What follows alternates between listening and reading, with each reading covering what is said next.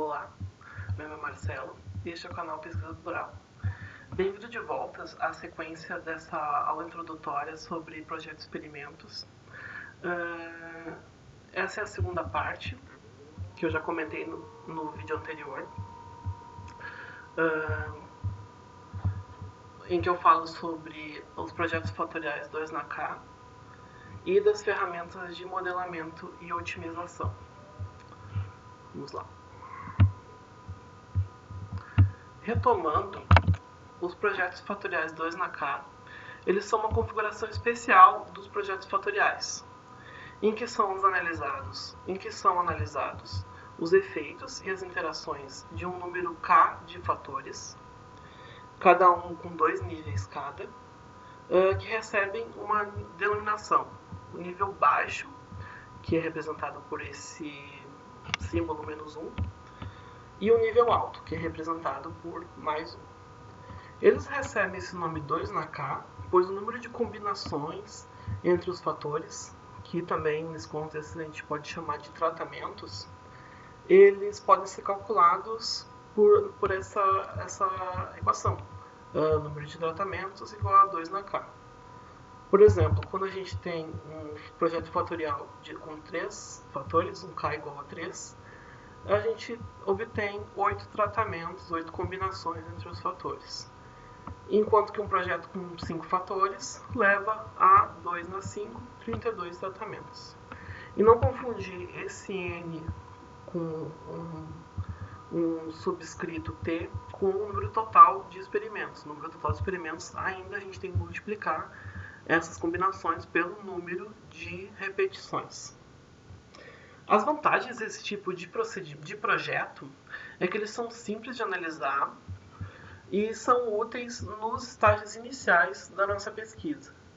E também quando a gente tem muitos fatores envolvidos, por isso ele representa uma economia em relação a um projeto fatorial cruzado com muitos níveis para cada fator.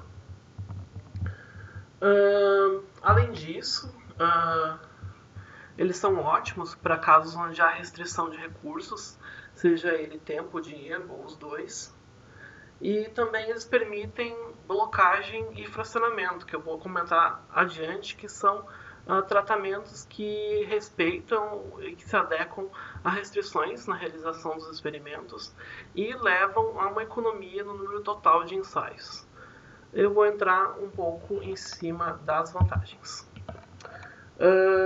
Vamos tomar, por exemplo, um projeto fatorial 2 na K mais simples possível, que é o projeto 2 na 2, que, pelo cálculo, possui, então, 4 combinações ou 4 tratamentos.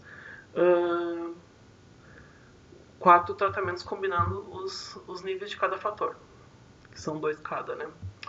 Cada tratamento ele vai receber um código.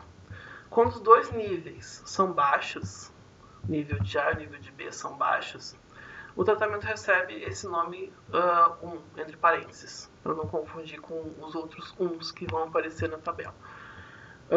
Quando o nível de A é alto e apenas o nível de A é alto, a gente dá o nome de A minúsculo. Quando apenas o nível de B é alto, a gente dá o nome de B minúsculo. E quando os 2 níveis são altos, o nome fica AB. Deu para pegar mais ou menos como funciona, né? Quando a gente tem um fator alto, a letrinha minúscula em relação ao nosso efeito, ao nosso fator, ele aparece no nome do tratamento. Isso também vai valer para experimentos com mais fatores. Essa codificação ela pode ser disposta numa tabela de sinais, que coloca cada tratamento acompanhado do sinal negativo para nível baixo e positivo para nível alto, conforme o efeito em questão. Por exemplo, aqui a gente tem o tratamento 1 entre parênteses, os dois níveis são baixos, então -1 para o efeito para o fator A, -1 para o fator B. E a multiplicação e a interação entre os fatores nada mais é que a multiplicação entre esses sinais. Menos com menos é mais, e mais com menos é menos, e assim por diante.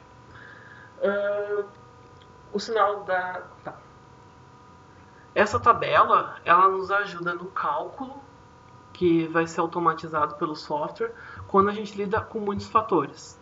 Eu vou apresentar um cálculo mais manual aqui para ver como ela funciona, mas a ideia vai ser essa para experimentos com K maior.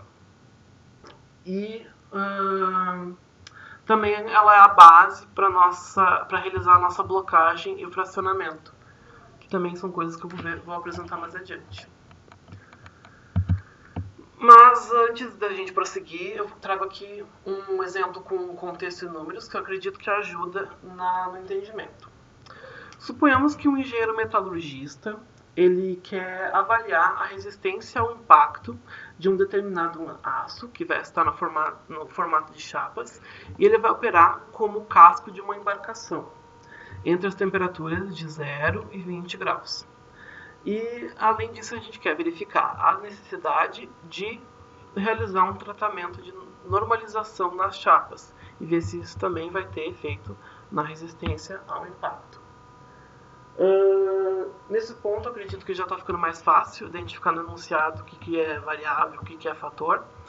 A gente tem a variável de resposta, nesse caso é a energia de impacto, que ela vai ser medida no ensaio de Charpy, na forma de diferença de altura entre o martelo, a diferença de altura inicial e final do martelo que atinge a nossa amostra.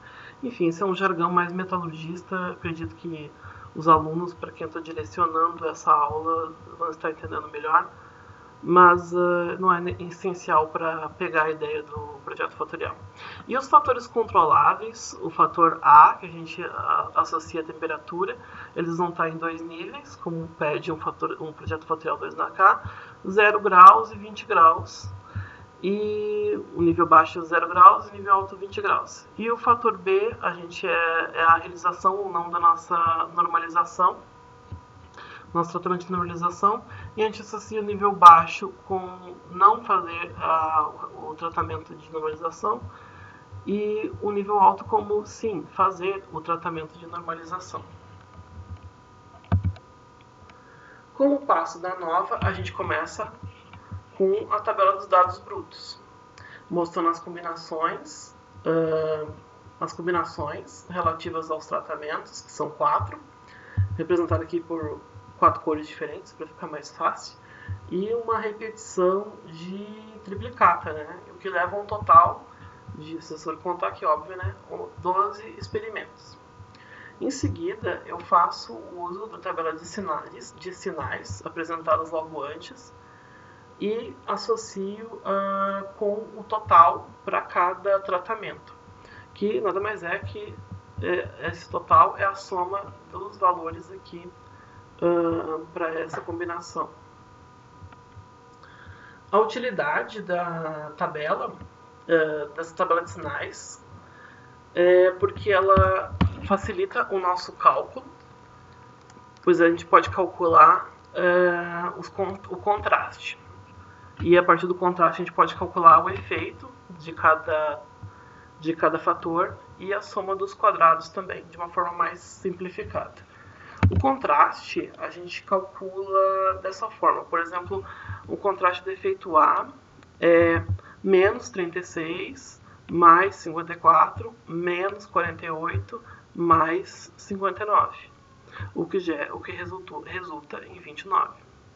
E assim por diante, menos 36, menos 54, mais 48, mais 59, para o contraste da variável do fator B. E esse contraste, ele é utilizado para calcular o efeito de cada fonte, como eu disse, assim como a soma dos quadrados através dessas fórmulas. E a soma dos quadrados total é calculada por essa fórmula, um pouco mais sofisticada, mas que não é nada demais, pois é o somatório de cada resultado desse ao quadrado, de cada resultado, considerando inclusive as repetições ao quadrado, menos a razão entre a soma total de todos os valores aqui, também ao quadrado, dividido pelo número total de experimentos. Dessa forma, com esses cálculos, a gente chega à tabela ANOVA, com as suas somas ao quadrado, somas dos quadrados, que foram calculados mais facilmente com a ajuda da tabela de sinais e as fórmulas, e os graus de liberdade, que sempre vai ser 1, porque como a gente está lidando com dois fatores para cada... sempre vai ser 1 para cada fator e interação, pois cada fator ele tem 2 níveis, então o grau de liberdade vai ser 1. E a multiplicação, se a gente está falando de uma interação, a multiplicação de 1 por 1 sempre vai dar 1, né? Enfim, o mesmo procedimento da ANOVA para chegar, soma dos quadrados dividido por grau de liberdade, para chegar no valor de f calculado e fazer o teste f. Não vou me repetir, pois isso já foi visto mais detalhe na parte 1. Com isso, a gente também faz essa análise e as conclusões do experimento é que a temperatura é significativa, pois o F calculado é maior do que o F tabelado. O tratamento de normalização é quase significativo, pois o F calculado está perto de F tabelado, mas mesmo assim ele está abaixo. E a interação entre os fatores, essa interação AB, ela claramente não é significativa, pois o F calculado está bem abaixo do F tabelado. À medida que a gente aumenta o número K de fatores, a nossa tabela vai ficar maior, pois aumenta o número de tratamentos e também a quantidade de interações que a gente vai, de efeitos e interações que a gente vai estudar. De 2 fatores para 3 fatores, o número de tratamentos ele dobra, assim como aparece mais um efeito principal, esse efeito do fator C, e também mais 2 efeitos de segunda ordem, que a gente multiplica dois fatores, e um efeito de terceira ordem. E assim por diante. Essa tabela vai crescendo, com mais tratamentos e mais efeitos, mais interações entre efeitos. Porém, uma propriedade que se verifica em qualquer tabela de sinais é que cada coluna vai ter o mesmo número de sinais. Mesmo número de sinais negativos, o mesmo número de sinais positivos. De modo que a soma da coluna tem que resultar em 0. E quando o número de fatores é muito alto, a gente vê que aumenta o número de experimentos, o número de tratamentos. Por exemplo, um experimento com 4 fatores leva a 16 tratamentos. Um experimento com 5 fatores ele leva a 32 e assim por diante, de forma exponencial. A gente pode ter uma restrição de tempo para realizar todos esses tratamentos, inclusive essas repetições, e também de recursos, né? A gente vai gastar muito insumo para obter os nossos resultados. E em certos casos a gente não tem como fazer repetição.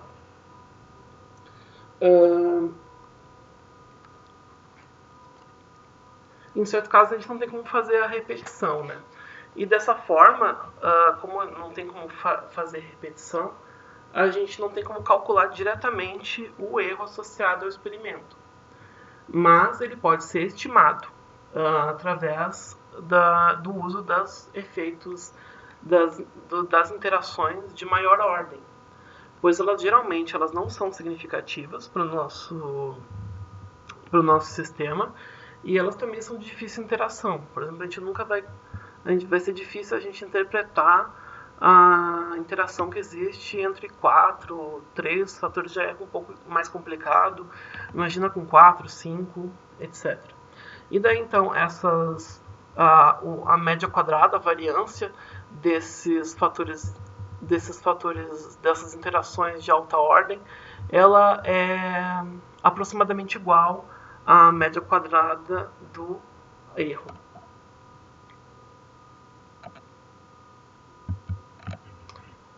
Em algumas situações, existem restrições para a realização do nosso experimento. Como, por exemplo, a gente não consegue fazer todos os ensaios no mesmo dia, a gente não consegue fazer todos os ensaios no mesmo equipamento ou pelo mesmo operador. E também o lote de matéria-prima pode variar à medida que a gente vai realizando nossos experimentos. Isso tudo pode ter um efeito na variável de resposta, pois assim as condições se alteram, né? Imagina se você está num dia que é ensolarado e você está num lugar que não tem ambiente controlado, você vai ter uma temperatura diferente do outro dia que você vai fazer e esteja mais frio ou chuvoso. E assim por diante, né? Troca de equipamento pode trocar algum controle, troca de operador pode trocar a experiência, e isso tudo pode ter efeito na nossa variável de resposta. Mas o projeto fatorial 2 na K, ele permite que realizemos uma blocagem do experimento, de modo que essas variações na realização do experimento não afetem a nossa resposta. Blocagem, no caso, é associar cada variação dessas, cada dia de ensaio, cada equipamento, a um bloco. Como que a gente faz isso? Aqui eu trago mais um exemplo, dessa vez específico de como a gente faz blocagem. Digamos que a gente quer avaliar uma certa propriedade de um produto de reação química em função da temperatura e do tempo de reação. Fator A, temperatura, fator B, tempo de reação. E escolhemos um projeto fatorial 2 na 2 bem simples e bem rápido, com 4 tratamentos, como a gente viu antes. Porém, a gente tem uma restrição. Aqui estão os 4 tratamentos, e isso aqui é tudo hipotético. A propriedade que varia de acordo com a alteração dos níveis. E é isso. Entretanto, no nosso experimento, digamos que a gente tem uma restrição. Os reagentes utilizados, eles foram produzidos em 2 lotes diferentes. Que, para efeito de tornar mais fácil, eu disse que um lote é o lote vermelho e o outro é o lote verde. E isso pode indicar a necessidade da gente blocar o nosso experimento. Como que a gente faz isso? O que a gente faz na blocagem é distribuir os tratamentos, as combinações da tabela de sinais, em partes iguais entre os 2 lotes. Nesse caso, são 2 lotes. De modo que não haja confusão com os efeitos principais. Que a gente não coloque aqui verde-verde e esteja associado com um nível baixo da temperatura. Ou aqui vermelho-vermelho e esteja associado o lote vermelho com um nível alto. Dentro desses planos de distribuição, esse plano aqui é o melhor, é o mais acertado, pois ele vai distribuir os lotes de modo que cada nível tenha um de cada. Aqui o nível, os níveis da temperatura tem verde-vermelho e vermelho-verde, e aqui também tempo de reação vermelho-verde e verde-vermelho. Porém, a gente vai sacrificar as informação contida na interação entre os fatores. Mas isso é preferível do que a gente perder a informação dos efeitos principais, né? Nesse caso, a interação AB vai ser chamada, a interação AB vai estar confundida com os lotes, enquanto o efeito do fator A, temperatura, e o efeito do fator B, tempo de reação, vão estar blocados, né, que vem o nome blocagem. E a situação é preferível. E a interação AB, nesse caso, então, é chamada de contraste de definição. E a informação contida nela ficará confundida com os blocos. Esse exemplo é mais teórico, pois não se faz blocagem de experimentos com 2 fatores apenas. Pois assim a gente vai estar perdendo 1/3 da informação, né? A gente vai estar perdendo a gente vai ter 3 informações, que é o efeito do fator A, fator B, e a interação AB a gente vai estar perdendo. E isso não é uma boa ideia. Mas para projetos fatoriais com Com mais fatores, existe um número maior de interações de alta ordem, que, como eu disse, não são tão significativas e também são de fácil interpretação, e elas podem ser utilizadas para fazer a nossa blocagem. E nos experimentos com muitos fatores onde não há repetição, as outras interações de alta ordem, que também não são significativas, elas podem, tirando a que foi usada para fazer o contraste de definição, elas podem ser utilizadas para estimar o erro. Por exemplo, aqui eu trago um projeto fatorial 2 na 4, blocado e sem repetição.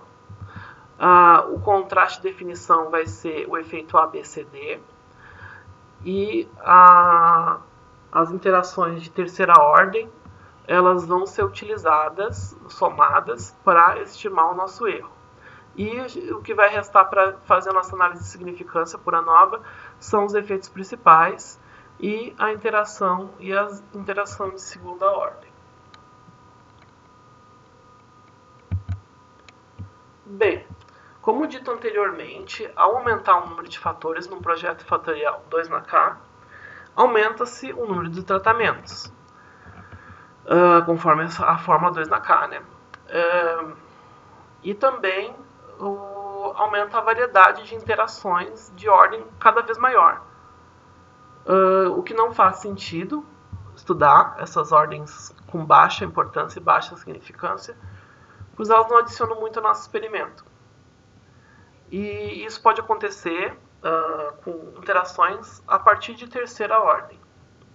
E essa abundância de interações sem interesse e a necessidade de se diminuir o número de experimentos permite que a gente faça um fracionamento, onde se pode extrair quase a mesma quantidade de informação do nosso experimento com uma economia do nosso ensaio. E dessa forma, o projeto se chama um projeto fatorial fracionado 2 na K-1.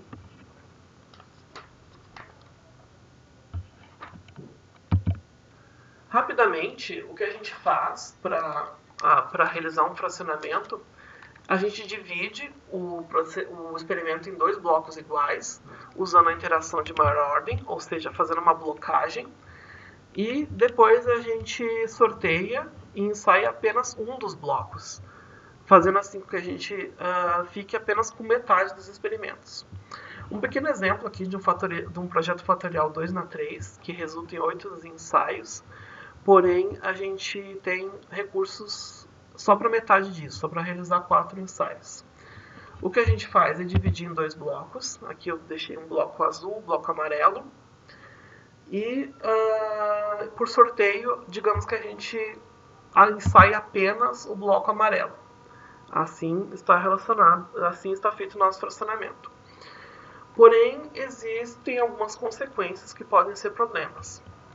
Notem que com a eliminação da metade dos experimentos, as colunas AB e C elas possuem o mesmo conjunto de sinais.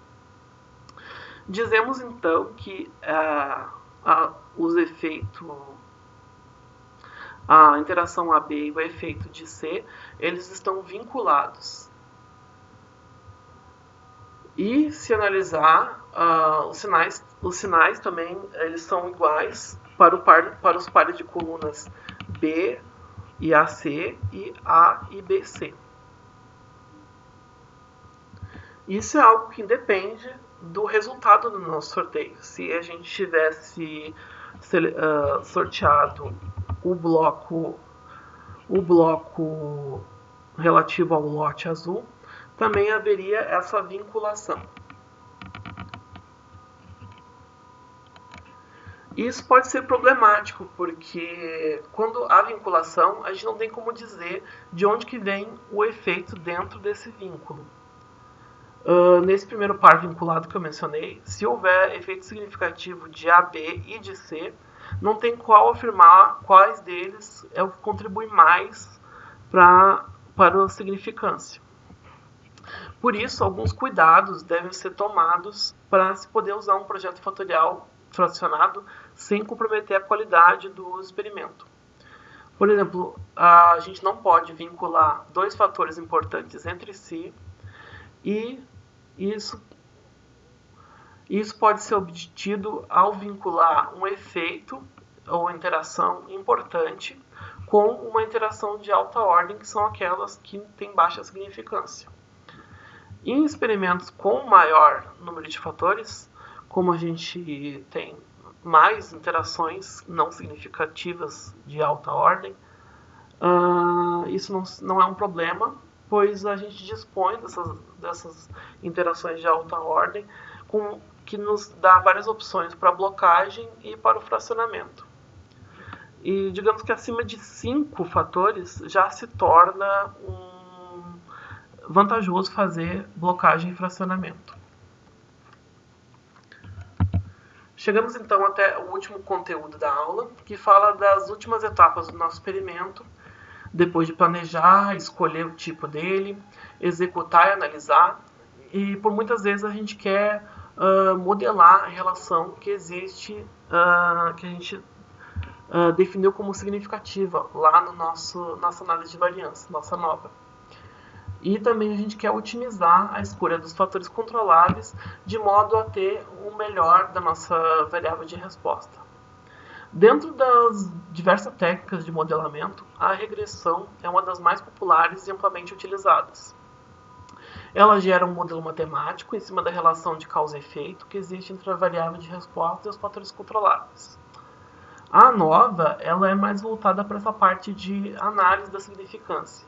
E mesmo quando a gente faz uma otimização em cima dos resultados, seja ela pela comparação múltipla de médias, que eu citei brevemente no fim da primeira parte, no fim do primeiro vídeo, o ajuste ele vai ficar restrito aos níveis que a gente ensaia no nosso experimento.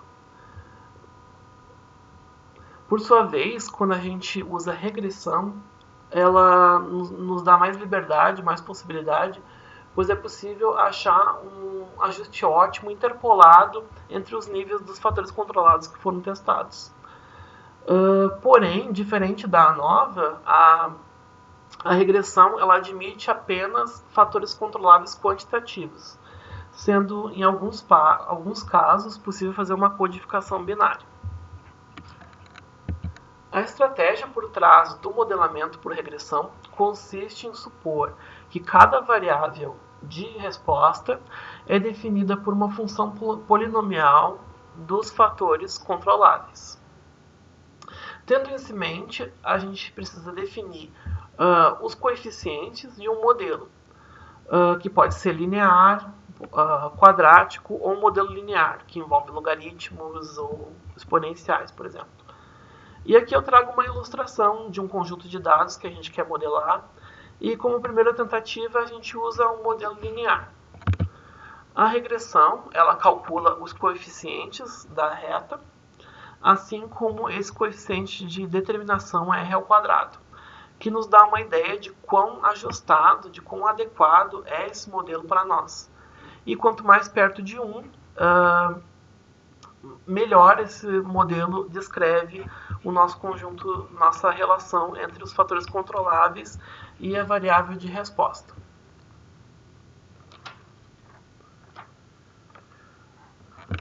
Uma vez estabelecido o modelo mais adequado que descreve o nosso experimento, a gente pode então partir para ferramentas de otimização como essa, a metodologia de superfície de resposta, que usa uma série de técnicas para modelar a relação entre os fatores e variáveis e cria uma superfície em cima da qual a gente pode definir um ajuste ótimo de acordo com a característica da variável de resposta.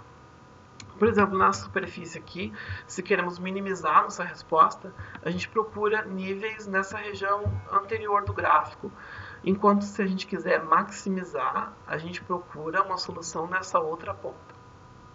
Aqui uma visão 2D, minimizar, a gente vai em direção a esse extremo do gráfico, e se a gente quer maximizar, a gente vai nesse outro extremo. A metodologia de superfície de resposta ela é uma ferramenta que contribui bastante para para otimização de sistemas, especialmente se os fatores controláveis estão a níveis contínuos, ou seja, que permite que a gente faça um ajuste dentro do espectro de valores que existe entre os níveis testados. As etapas da metodologia de superfície de resposta são, primeiro, planejar o experimento, distribuindo os pontos experimentais de forma adequada, algo que eu não vou entrar aqui, pois ia ser uma aula só sobre isso, mas para quem tem curiosidade, pesquisem por projeto composto de segunda ordem, ou PCSO, para ter uma ideia de como que a gente faz essa distribuição. O segundo passo é estimar os coeficientes do nosso modelo de regressão, como eu mostrei anteriormente. E, por último, explorar a superfície de resposta gerada para definir qual que é o ajuste conforme o objetivo da resposta. Indo além no tema otimização, em determinados experimentos a gente trabalha com mais de uma variável de resposta para um mesmo conjunto de fatores que estão sendo testados. Isso não é um problema, pois fazemos a ANOVA para definir quais efeitos e interações são significativos e a regressão para modelar a relação que existe entre os fatores e as variáveis. E é importante fazer uma ANOVA e uma regressão para cada variável de resposta. E o que a gente faz em seguida é uma otimização multivariada, que leva em consideração todas as variáveis de resposta que temos e faz um ajuste ótimo simultaneamente, considerando todas essas variáveis e suas características, seja ela nominal, máxima ou mínima. Para que isso seja realizado, é necessário a gente estabelecer uma função objetivo, que elimina as unidades da variável de resposta e faz uma soma e média delas simultaneamente. Duas funções largamente utilizadas para esse fim são a função perda quadrática, função de perda quadrática, e a função desirability, que eu vou falar brevemente a seguir. A função de perda quadrática, ela quantifica a perda que um sistema impõe pela sua falta de qualidade. E ela recebe esse nome quadrática porque o desvio da meta estabelecida é elevado ao quadrado, sendo o desvio a diferença entre o valor observado no ajuste e o valor alvo que queremos atingir na nossa variável de resposta. Isso tudo multiplicado por um peso KJ, e que ele é calculado diferentemente para cada tipo de variável de resposta. Mas basicamente ela consiste em dividir a importância relativa de cada variável, que é uma escala de 0 a 10, por um quociente que ele varia para cada tipo de variável, considerando os limites superior e inferior de especificação ou o valor alvo que queremos atingir no nosso experimento. Projetando para um experimento com múltiplas variáveis, a função de perda multivariada nada mais é que um somatório das funções de perda para cada variável. Aqui um exemplo bem simples. Uma função de perda global, ela é definida pela soma da função relacionada à produtividade que queremos maximizar. A gente quer cada vez ser mais produtivo no nosso sistema. Então a gente usa o peso, esse KJ aqui, relacionado ao máximo, a variável máxima. E mais a função perda relacionada à qualidade, que é uma coisa que geralmente a gente quer alcançar um valor fixo, um valor nominal. Então a gente usa esse KJ aqui relacionado à variável nominal. E o objetivo fazer uma otimização multivariada por essa função de perda é ajustar os valores dos fatores controláveis que retornam uma resposta que minimize essa perda, ou seja, que esse ZI da multivariada seja o menor possível.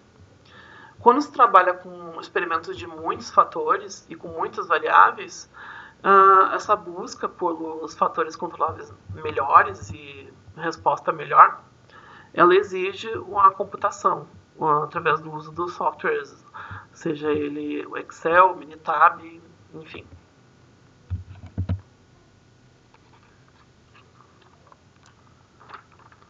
A outra função objetivo utilizada é a função desirability, ou desejabilidade, que se baseia na ideia de que a qualidade de um sistema com múltiplas variáveis de resposta, ele possui múltiplas variáveis de resposta e é inaceitável se uma delas está fora do limite desejado.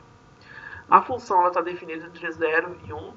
A gente deseja sempre que a nossa desirability seja mais próxima de 1. E o cálculo do valor para cada variável, para cada tipo de variável, ele é diferente, havendo uma série de funções que retorna esse valor da função desirability. Note que também, se a gente olhar as fórmulas aqui, não vou me ater muito a elas, o valor alvo também está envolvido no cálculo, e a importância relativa na escala de 0 a 10 também está associada para cada variável. E, mais uma vez, projetando para um experimento com multivariado, a gente precisa obter a desirability individual de cada variável de resposta, para então calcular a desirability composta, que nesse caso é a média geométrica dos fatores individuais, isto é, a multiplicação das desirabilities individuais, tudo isso elevado a 1 sobre o número de variáveis de resposta que temos no nosso experimento. E ao contrário da função perda, essa função a gente quer que seja o maior possível, mais próxima de 1 possível. Bem, para saber mais, chegamos ao fim da aula aqui. Para saber mais, eu coloco à disposição o meu e-mail, marcelo.rockchild@hotmail.com, ou o e-mail do canal também, pesquisaplural@gmail.com. E para os alunos da URGS, os alunos da engenharia metalúrgica ou da engenharia de materiais que vão fazer mestrado, eu recomendo fortemente, para aprender mais sobre o projeto de experimentos, que vocês façam a aula de projeto de experimentos com a professora Carla Tenkaten, do programa de pós-graduação da engenharia de produção.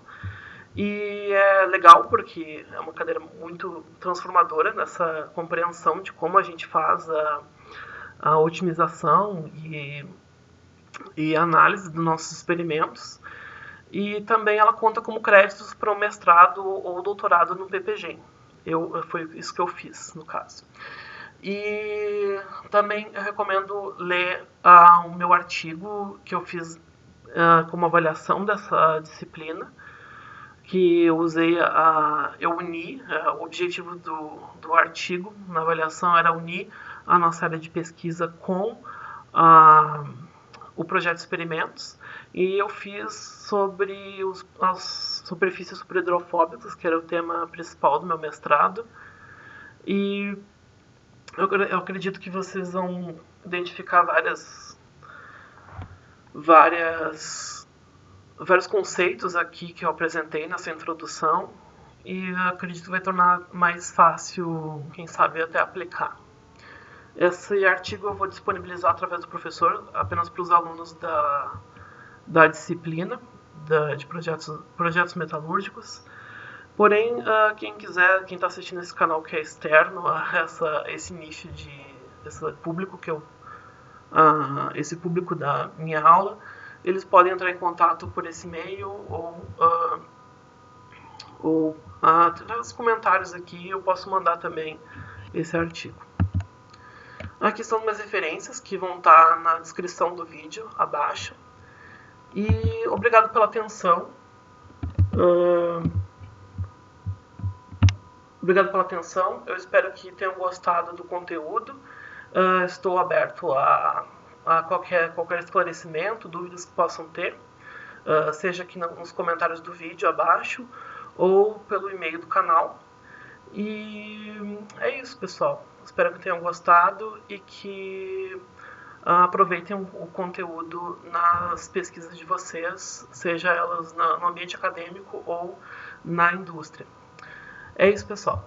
Obrigado pela atenção e até a próxima.